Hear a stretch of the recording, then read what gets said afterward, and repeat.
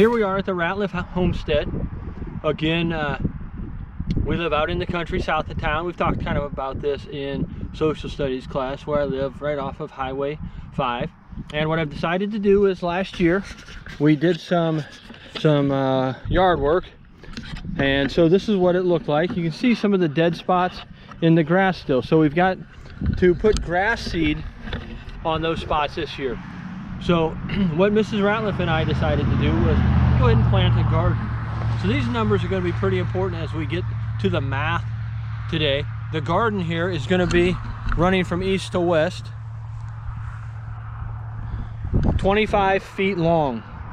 And then the width of it running north to south, as we see going down here, kind of where that truck's coming up at us.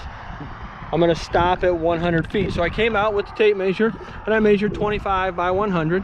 And that's what we're going to use for the dimensions of our garden. Now in our garden we're going to be doing quite a few different vegetables, and they all take different germination and growing times for the growing season. But so what I had to do last year when we were trying to kind of fix some of the issues of the yard was I tilled it over a couple of times. So because I did, the ground is kind of soft, it's still a little bit wet here. So when we till it, what we're doing is we're turning that ground up, trying to pull roots out of maybe some grass. We can see some green stuff still in here. Most of it is kind of dead weeds from last year, but we're just turning that ground up. So I'm going to till it now, and it's still a little bit wet, so it's coming out chunky, and then I'll have to re-till it again to get those clumps. And I'm tilling it north to south this time. When I till it the next time, I'm going to till it from east to west. So I'm going to start the tiller up, and I'm going to roll down just a little bit so that you can see how long this actually takes. So we'll count it out, and I'll go down and I'll come back with that, and we'll know what one lap down is going to be and what a down and back would be. So we'll see if this thing starts up for me here.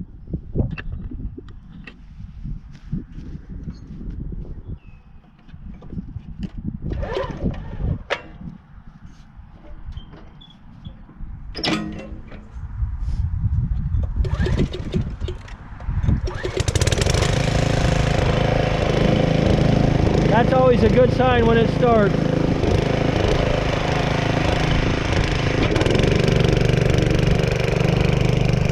I figure I'll go ahead and take you with me.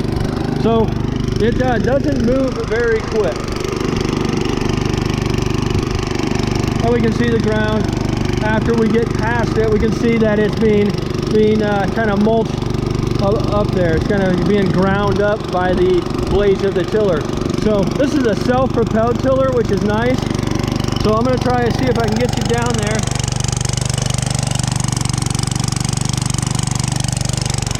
So they just spin. They don't do very many revolutions per minute, but it works for me. So I'll let you know how long it took to go down all the way and back.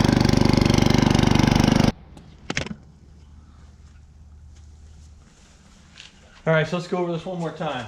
What we decided to do is till up 25 by 100 feet. We've already tilled twice, so we'll till through the ground one more time to make sure it's ready. Then what we'll do is we will put our stakes at the end of each rows.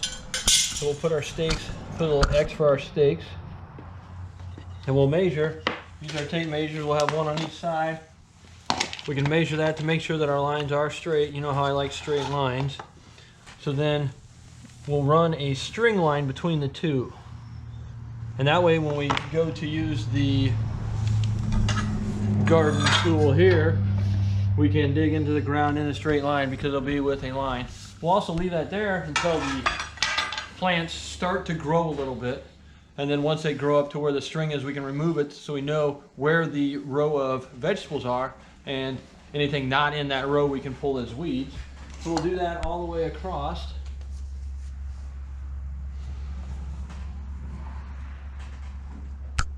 And then we can dig in and plant.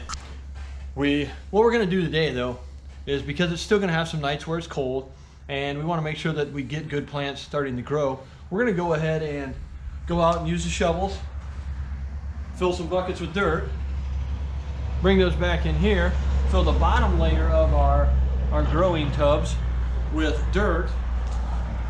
Then we'll go ahead and put some of our potting mix on the top to help it start with its growing. We'll put a little of the weed prevention plant food in there to help them grow a little bit quicker. And then we'll be able to, once we know that it's probably not going to be cold and the plants have a good start to their growth, we'll take them out and we'll replant them into the rows that we're putting out there. We won't do that with corn because of their root structure. We'll just plant the corn straight in. We won't do that with the green beans either. They're a pretty rough or sturdy plant. Watermelons and cantaloupe, same way because of the way they grow. We'll plant those in the mounds out there. So are you ready to go finish the tilling? That's my job, and I'll finish it up.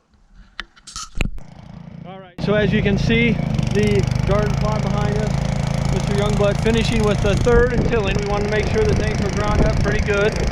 So he'll finish that, and then we'll go ahead and start getting the posts in.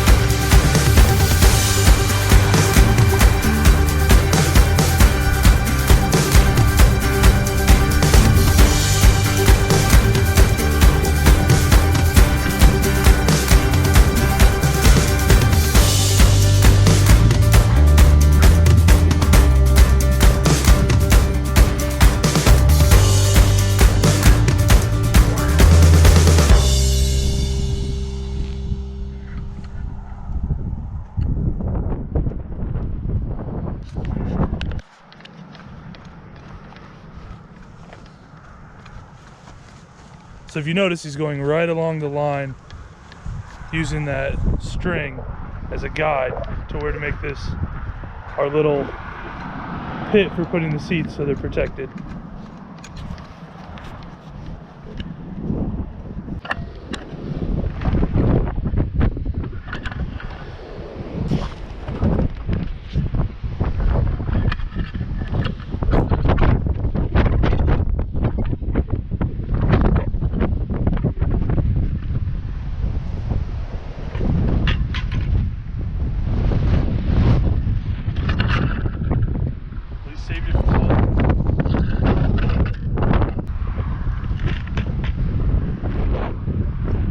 doing, he's getting a little bit of the moist dirt. Now he's going to sift off the top of the ground and get some of the lighter dirt so we can crumble it up as we go in, yeah.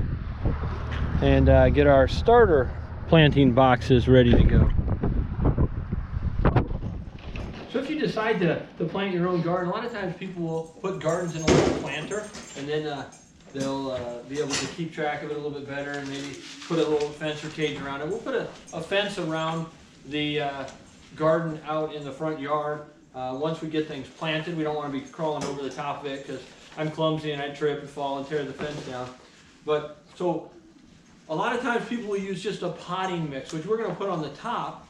But because we're planting so many, what we've decided to do is go ahead and use some planting tubs that we had in the basement.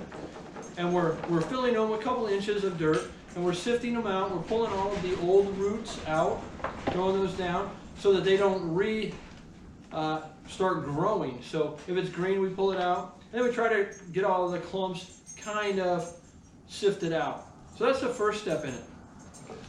So the other step, you're gonna figure out whatever seeds that you're gonna end up planting.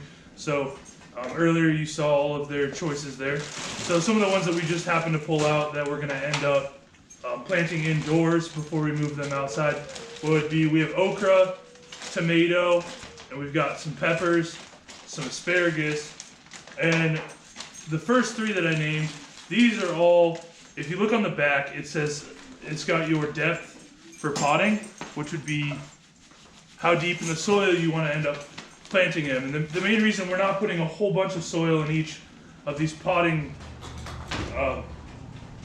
what am I looking for, like containers, there we go, is because there's no point in putting 7-8 inches worth of soil in there if you only need to plant it and start it at 1/4 of an inch for these. So then the other ones that we have here, so we've got asparagus, which would be my favorite, spinach, which I think is Mrs. Ratliff's favorite, and beets, which is Tyson's favorite. These all go with pickled beets. These all go at a 1/2 inch depth for planting. So we're just going to continue getting all of the potting containers ready to go for the seeds. So when we get the dirt in, we've got our 2 inches of dirt, and we know that we're going to need between 1/2 and 1/4. So what we'll do with the potting soil here is we'll get about an inch worth of potting soil into each container as well. So I'm just kind of scooping it out. Notice we're wearing gloves because we're not quite sure always what's in the ground. When we're breaking those clumps up, we want to make sure we have gloves on. They live along the highway, and people like to just throw random things and litter into their yard. So they find cans, bottles. I mean, you think of it, they've probably found it on the side of the road. So we've got our potting soil. We're getting ready to put the seeds down. So Mr. Youngwood's going to pick the seed that we plant first. I'm going to take the gloves off for this. Tyson's going to keep filling these up. We've got to go asparagus. Asparagus is the best vegetable out there. Yep. All right. So asparagus is a 2-year growth. So we may ask Mrs. Ratliff how she wants to do this. It's called a days to harvest. So on those packages, maybe he'll show you one of those packages up close. This is 725 days before we can actually pick them and eat them. So this one, I think Mrs. Ratliff told me I get to plant, see how positive I was? I get to plant in a planting bed. So I have the lumber over there to make the planting bed, and we'll work on that at a later time. But those, because it takes almost 2 full years, 725 days, we're not going to plant those quite yet. So if you look at the spinach here, and we've got days to harvest, this one's 45 to 50. So this brand here makes it really easy to be able to see. Days to harvest would be 72 on that one. So do we want to go with, I don't know, something that's... Any of those will be fine. Well, let's get the peppers. Mrs. Ratliff won't eat those. But we're going to plant it. Okay, so we've got our peppers. These are a long, thin cayenne pepper. So I'm just tearing a corner of this off because we're just planting a few for right now. So when I open them up, the thing that I find is amazing is how tiny these seeds actually are. And if you look at the back of these, it gives you all the information you really need for them. So right here, it's got your days to harvest. It's got your row/plant spacing. So how far apart they need to be from other plants. It's got your days to germination, which means like starting for the plant to grow. So these are supposed to be 18 inches apart. So we're only going to put a couple in case one doesn't take off and grow. We're going to put a couple in right here. I just moved the dirt. I'm going to cover it to its depth that it's supposed to be covered. I'm going to put a couple more in right here. So because when we take these out, we can actually we'll actually use just a shovel or something to slice the dirt. We can pull this whole chunk of dirt out. We can pull this chunk of dirt out. So because of that, I know that I can get a couple more right here as well. I put 2 in each hole. That way if one grows, we're good. And if the other doesn't, we're still good. And again, the reason we're not going with the actual spacing at this point is because it'll take a while for the roots to grow and get into the soil and actually take up as much space as they need. This is just where we're starting it, and then once it's started, we're going to move them into the bigger garden. If you're planting a container garden at home and your thought is to leave it in there, then you're going to want to have more soil in there, maybe more potting soil. And one thing I always do is I'll label my rows. So the diagram that we were drawing on earlier will let me know in the garden where they are. But for these, I'm just going to put the seed packet back in it, and we'll know which ones we have a start up to. Ratliff, Yeah, let us begin planting. let's do. So, quick update on what we've got. Ratliff is still over here working, planting some peppers, which I think are one of his favorites for sure. So we've also got our containers over here that are already potted. Sorry, I didn't mean to hit you there with the tripod. They're already potted. So we've got our tomatoes back here. We've also got our okra planted. Up here we've got our spinach. We have our beets right here, which are not my favorite, but they're good in things. So we're working on still finishing up some of the other containers that we have to fill. And we'll probably add a little bit of water, not too much, and we'll let them sit for a while and hopefully they start growing. Like a gentle spring rain, Ratliff waters his plants as he patiently waits for them to grow. But for real, so why are you misting them instead of just pouring water in the soil? Well, if you pour water in the soil, the laws of physics come into play. Thank you, Sir Isaac Newton. And that water would displace the soil, moving the seeds to not be the desired depth. The other thing is it'll be more thoroughly spread throughout the soil that's in the planters as it goes down. And we know that we'll have to water them pretty regularly, but it's better to do a little bit of water multiple times than a lot of water all at once. So what we'll do is, it's super windy today. So today that we're recording is actually April 9th. We wanted to get the garden in. We know this video is coming out much after that. We wanted to get things growing, and normally we'll put them out in the sun because we know that the sun has nutrients that allow the plants to grow quicker. But because it's so windy, we just don't want them to blow away today. So today we're going to leave them in here. We may prop the garage door open and see which direction the wind's coming from, but we want sunlight to hit them so that they can start to germinate and grow as well. Also, if you had too much water, you can flood the seeds and they end up dying because they can't get any of the nutrients and there's just too much water. All right, so we know it's only been a few minutes since you've seen us plant these, but it's actually been about 8 days, 9 days. So we're gonna get down here a little closer and we're gonna take a look. Here was our spinach that we planted. We planted 2 seeds per, so it looks like both of them took here, both of them here, both of them here, and it looks like 4 out of the 6 in this container. So we're gonna have some spinach to transplant, which means take out of this container and put in the garden. So that looks really good. And here we have the leaf lettuce, and again we put 2 seeds in each hole. We've got 2 plants here, 2 here, 2 here, 2, 2, and 2. So the spinach and the lettuce did really, really good. Now if we looked at the beets also did pretty well. We've got, looks like 1 right here and 1 right here. Looks like the second one may be growing right there. I'm going to move my stick over by it so I see it later. So we've got our beets started here, 2 here, 2 here, and 2 here. So really good with the beets. So these 3 items did a pretty good job. Now if we looked at the peppers, we've got 1 growing right here. I'm going to move this stick out of the way. And we've got 1 here. So we're going to have some peppers, it looks like, that we can transplant as well. Look at that. I don't know if you can see that or not, but I just found another one. I don't need to see those. I'm going to put it right there next to it. So all of our peppers took here.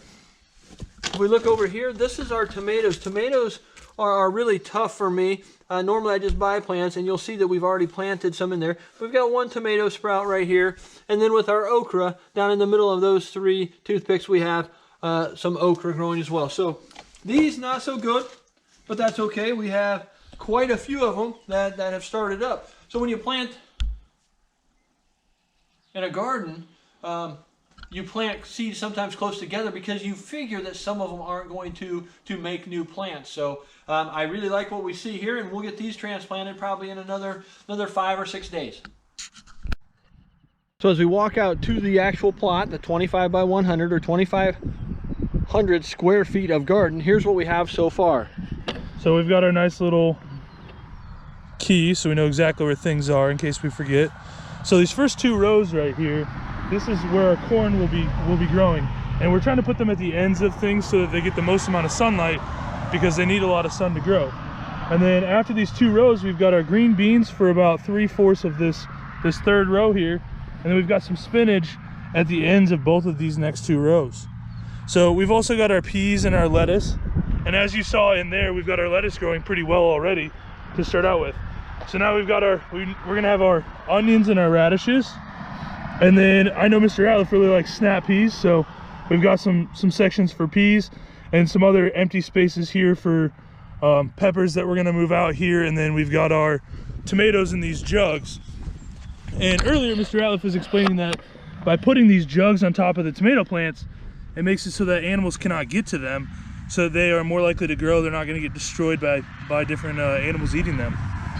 So we have 5 tomatoes already planted, and we got those tomatoes from the FFA greenhouse. So Mr. Schofield and the FFA students grow these plants. They start them with the seeds, and they get them to this size for people to go in and just transplant into their garden. So they're open on Tuesdays and Thursdays from noon to 5, and on Saturdays from 9 till noon in the morning. So again, the FFA greenhouse is located behind the junior high there on the high school. So we're at the north end of the garden over here, and as you can see, we have put the packets on top of these sticks so that we're able to tell exactly where things are at, and it's all nice and labeled. So we've got our pumpkins, which I don't know about you guys, but I really like when you take pumpkin seeds out and you bake them with some salt on them.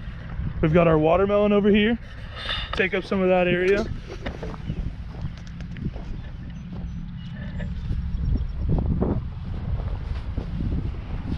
Over here we have our cucumbers. I'm a big fan of cucumbers. Mrs. Ratliff will get some dill, and she'll make some dill pickles when we're finished with that.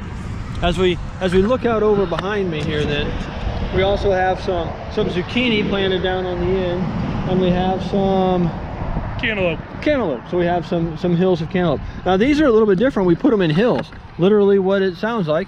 You come down to the ground and you pile the dirt up, you plant them, and then you put the covering of loose soil over the top of them at about 1 inch. So that's what we have right now. Today we're going to plant some corn. So one of my absolute favorites in the summer is sweet corn. So with sweet corn, on the back it has all the information you could possibly need. So it says, with full sun, because you need at least 6 hours of sunlight for these to actually grow, you're gonna need 75 days to harvest, so 75 days before you can go out and get your corn and actually pick it so you can eat it. It's saying a depth of about 1 inch, so when we go to cover these, we'll put about 1 inch of dirt over them. And it says you need about 9 inches in between each plant. And we're not out here with a ruler, we're estimating and using our best abilities. And we know that some of these aren't actually gonna grow because of other experiences with plants not growing. So we're gonna finish out these 2 rows of planting, and we'll update you on our next plant.